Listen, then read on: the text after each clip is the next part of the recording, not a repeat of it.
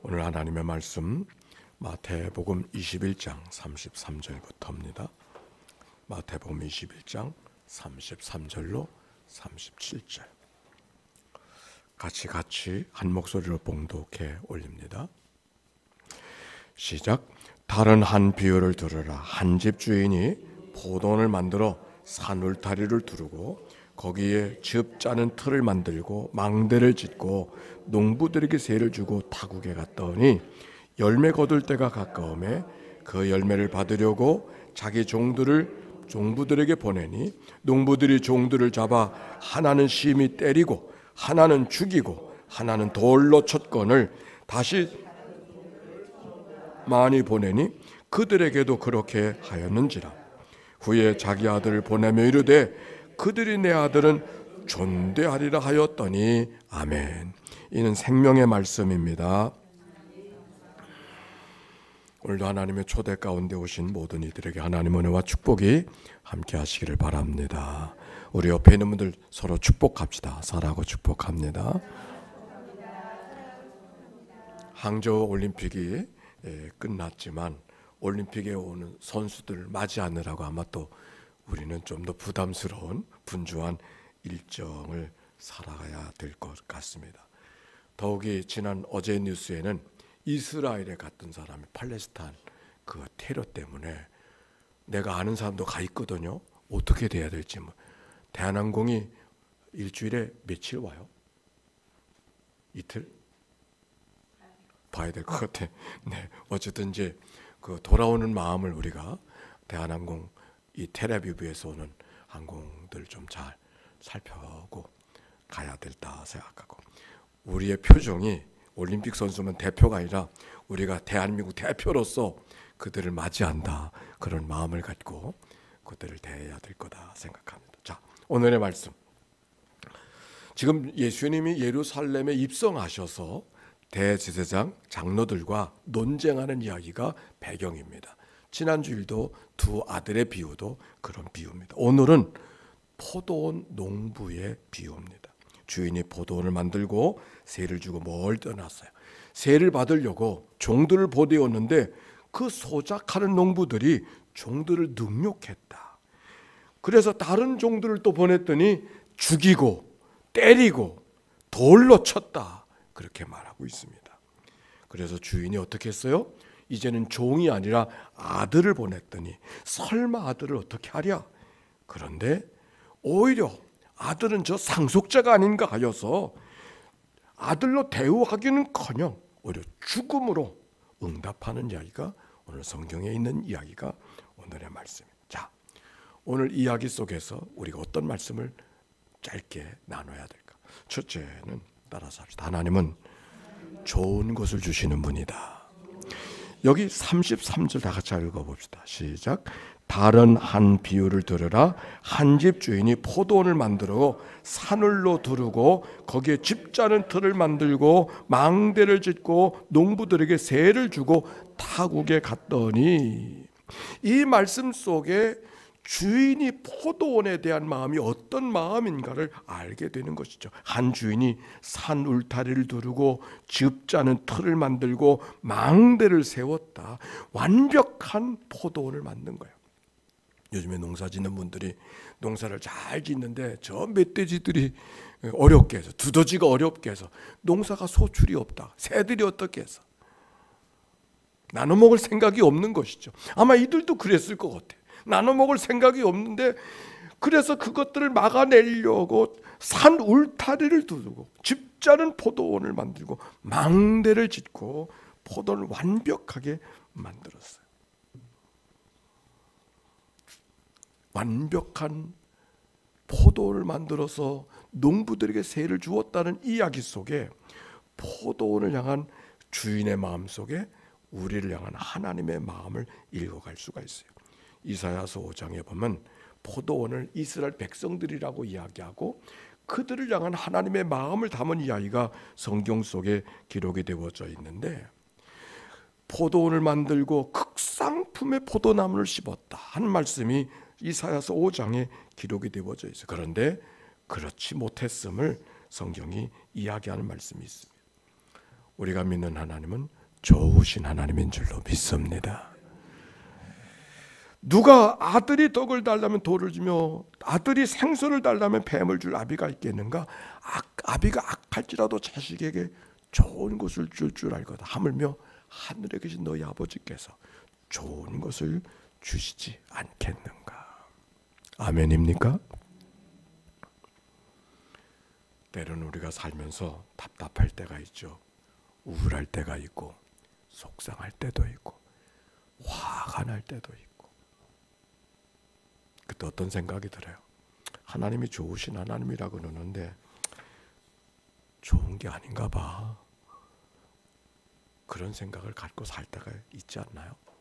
그러나 내가 이해하지 못할 뿐이지, 하나님은 어떤 경우에도 내가 때로는 차갑게 느껴지고 아프게 느껴지고 속상하게 느껴지는 그 순간에도, 내가 기대한 것이 기대한 대로 되지 아니하는 그 순간 속에서도 하나님은 가장 좋은 것을 내게 주신다고 하는 것, 이게 성경의 가르침이고 우리의 믿음이 되어야 되지 않을까요? 오늘 성경은 바로 그것을 이야기하고 있어요.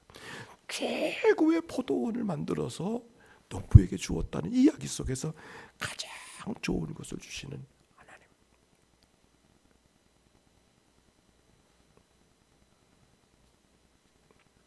그런데 또 한 가지의 가르침이 있어요.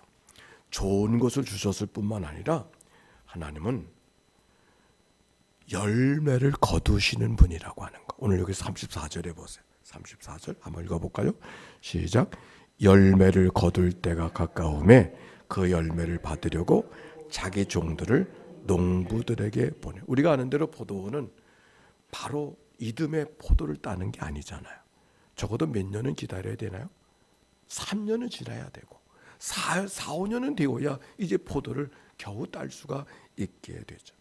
그 세를 주고 먼 나라에 갔다가 때가 되어져서 심을 때가 있으니 거둘 때가 있는 거죠. 그래서 종들이 거두려고 종들을 보냈는데 어떤 일이 벌어지는가? 종들이 기대한 대로 반응하지 않았어요. 오늘 성경에는 농부들이 종들을 잡아 하나는 심히 때리고 하나는 죽이고 하나는 돌로 쳤거늘. 세상에 이런 일이 어떻게 있습니까? 소작농이 소작농의 신분을 잊어버리고 말아서 자기가 주인인 것처럼 행세하고 있었어요. 그래서 다시 다른 종들을 보냈어요. 그런데 또 역시 마찬가지로 잡아 때리고 죽이고 돌로 쳤거늘. 그래서 어떻게 하였는가? 자, 주목하고 싶은 말씀 37절에 다 같이 시작. 후에 자기 아들을 보내며 이르되 그들이 내 아들은, 그래서 아들을 보냈어요. 아들을 보내면 설마 그들이 저 종처럼 종을 대했던 것처럼 그렇게 하겠는가?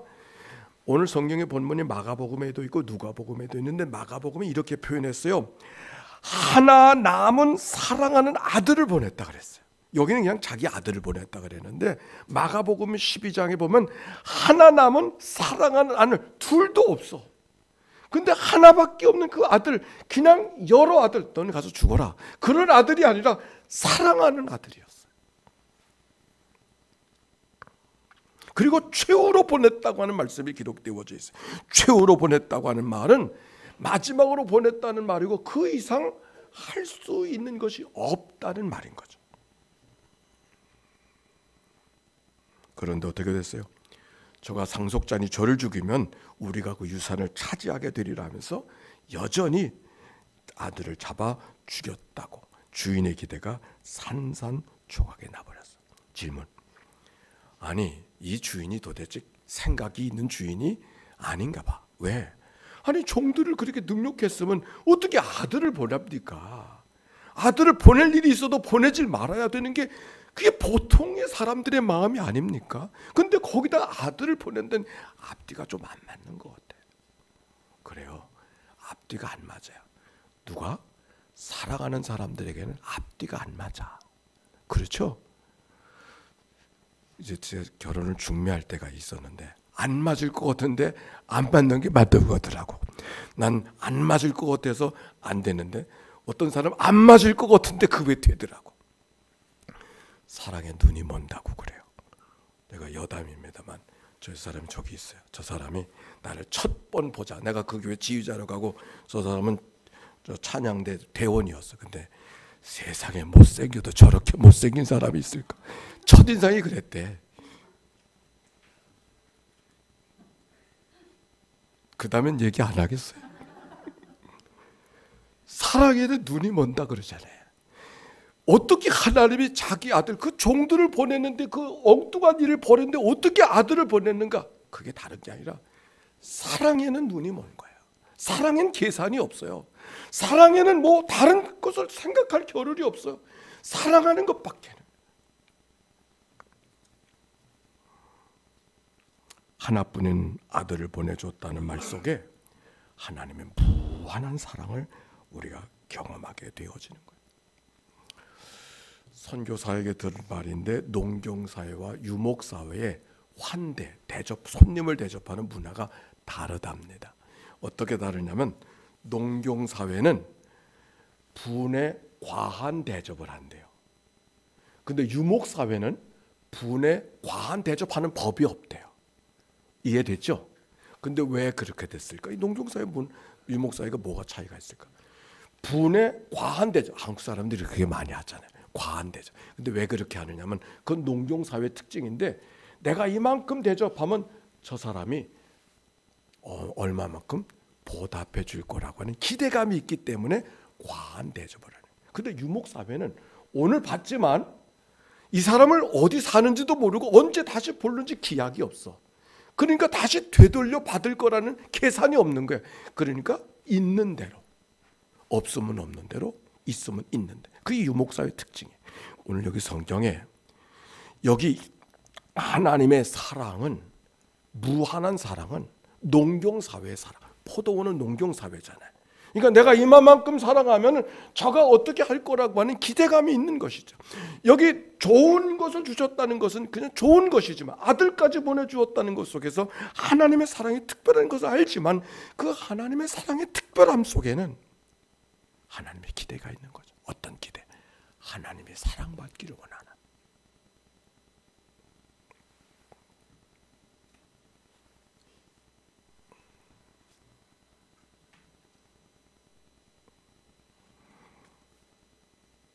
하나님이 사랑받기를 원하는, 열매를 맺기를 원하시는 하나님.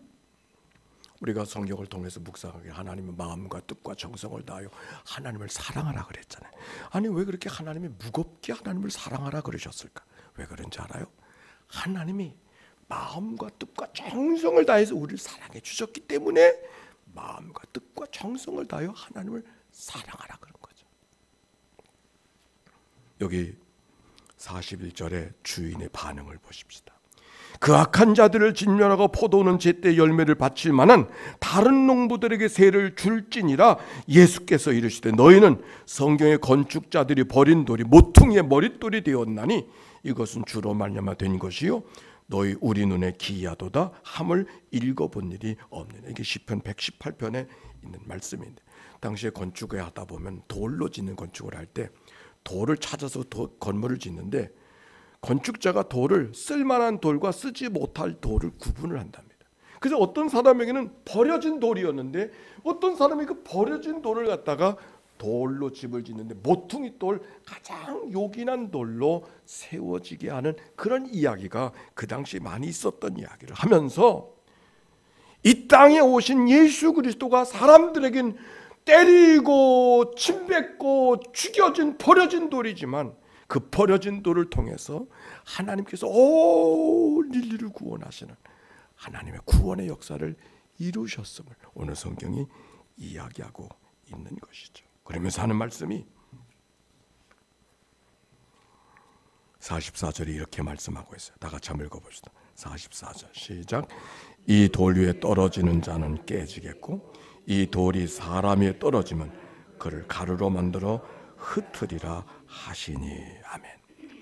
아까 질문이 있었는데 우리들에게 오해가 있어요. 어떤 오해가 있냐면, 하나님은 사랑이 많으시고 착하시고 늘 오냐 하시는, 예만 하시는 그런 하나님. 그래서 우리는 무슨 짓을 해도 하나님은 다 용서하실 거야. 뭐 아무렇게나 한다 할지라도 하나님은 나를 사랑하신다고 하니까 아무렇게나 해도 하나님은 괜찮아. 이런 오해가 있어요. 그런가요? 하나님은 날 사랑하시니까 난 아무렇게나 해도 되는 겁니까? 오늘 성경은 그렇게 말하고 있잖아요. 이 돌 위에 떨어진 자는 깨지겠고 이 돌이 사람 위에 떨어지면 그를 가루로 만들어 흩으리라. 이 돌, 버려졌던 돌을 모퉁이 돌로 삼으셨는데 그 하나님께서, 그런데 그 버려진 돌이 누구에게는 모퉁이 돌로 되어졌지만 어떤 이에게는 그 버려졌던 그 모퉁이 돌이 걸려서 넘어지는 사람이 있고 그 돌이 떨어지면 산산이 가루도 찾을 수 없는 조각난 인생이 되어질 수 있다.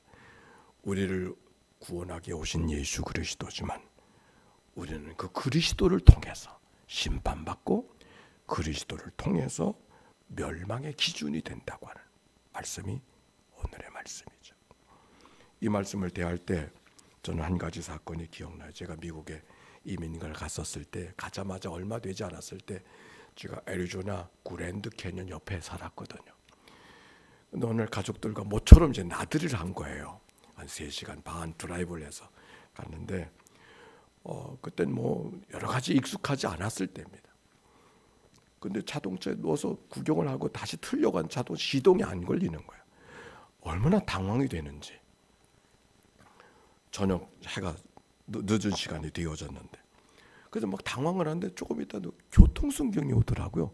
아유, 너무 감사. 아마 우리가 본넷을 열어놓고 막 당황하는 모습을 보고 누가 얘기를 해준 것 같아요. 교통순경이 내가 청하지도 모르지, 청하지도 않았는데 왔어요. 그래서 이렇게 보더니 배터리가 나간 것 같다고. 그래서 이제 충전을 해서 이제 배터리를 내가 이제 시동이 부렁 걸려서 아유, 얼마나 감사한지. 그래서는 경찰은 가고 이제 우리 화장실 갔다가 이제 마무리를 하고 출발하려고. 근데 보니까 시간이 많이 늦었어요. 그날 어디까지 가야 되는데 늦은 시간에 가야 되는 그런 상황이 돼버리고. 그래서 마음에 분주하게 좀 막 달려가고 있었었는데 저기 갔더니 교통순경이 날 또 부르는 거야. 나무 밑에 서 있던 페트롤카가. 그래서 어떡하죠? 섰어요. 근데 이렇게 보니까 그 교통순경이 아까 날 도와줬던 교통순경이야. 날 도와주러 왔던 교통순경이 내가 가는 것을 보고 딱 잡았어요. 한국 사람들은 아는 사람 보면 좀 익스큐즈가 있잖아요. 날 도와줬던 사람, 내가 좀 여기 문화에 익숙하지 않았다는 것을 그분이 이미 알고 있는데 혹시 도와줄 수 있을까 해서 내가 아까 그 사람이라고 얘기했더니 그건 그거고 잘못은 잘못이고 여지가 없더라고요. 내가 그때 깨달았어. 내가 그분이 날 도와주러 거기 오지 않았으면 날 잡을 일도 없을 거야. 근데 날 도와주러 왔던 사람이 나를 체킹하는 사람이 되어지고, 즉 나를 사랑했던 사람이 나를 심판하는 사람이 되어졌다. 평생 잊어버릴 수가 없는 오늘 성경을 이해하는데 너무 적절한 말씀이에요. 이 땅에 모퉁이 돌로 오신 예수님, 그분 우리를 세워주시고 구원해 주신 그분이지만 누군가에게는 그 모퉁이 때문에 넘어지고 그 돌 때문에 가루가 만들어진, 아마 이 가루가 만들어진다는 말은 지옥 간다는 말을 이렇게 표현하고 있는 거 아닌가요? 우리는 하나님의 사랑을 오해하지 말아야 돼요. 하나님은 날 사랑하시니까 정말 누구와도 비교할 수 없는 사랑을 갖고 계신 분이지만 그 사랑은 뭔가 기대하고 있는, 아무렇게나 해도 되는 것이 아니라 사랑을 통해 또 다른 사랑을 기대하는 하나님의 마음이 오늘 말씀 속에 담겨 있는 것이죠. 오늘 여러분, 하나님을 향한 여러분의 마음이 어떤 마음인가요? 여기 소장농들, 마구 주인의 것을 자기 것으로 착각했던 소장농들이 나오지만은 있을 수 없는 일을 하고 있지만은 아마 처음부터 그러지 않았을 거예요. 처음엔 제대로 잘 하려고 했는데 욕심의 마음이 들어가는 순간 그들의 마음속에 빼앗고 싶은 그런 마음. 아니, 누구는 이렇게 말해요.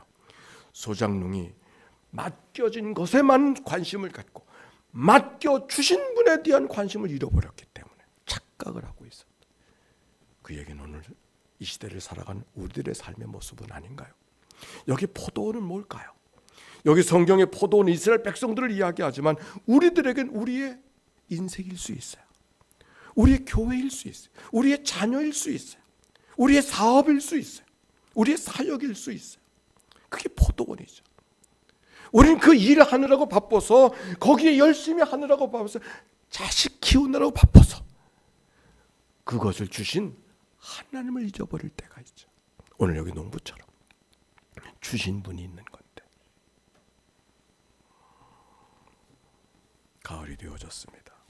봄, 여름을 지날 땐 그때가 계속될 것 같았지만 가을이 되니 옷을 새로 입어야 되고 낙엽이 지고 열매를 거둘 때가 있음을 저 자연이 이미 우리에게 이야기해 주고 있는 것이죠. 오늘 우리가 예배하는 이 시간, 우리의 생명 주신 분, 우리의 삶을 주신 하나님 앞에 나는 어떻게 살아가고 있는가, 내게 맡겨주신 포도원은 어디에 있는가를 기억하고 그것을 내 소유인 양 살아가는 그런 어리석음을 갖고 살고 있지는 않은지 돌이키며 주신 분, 그분의 마음이 어떤 마음일까를 헤아리며 그분에게 기대에 어긋나지 않은 하나님의 사랑을 품고 살아가는 믿음의 삶이 모두에게 있게 되시길 주의 이름으로 축원합니다.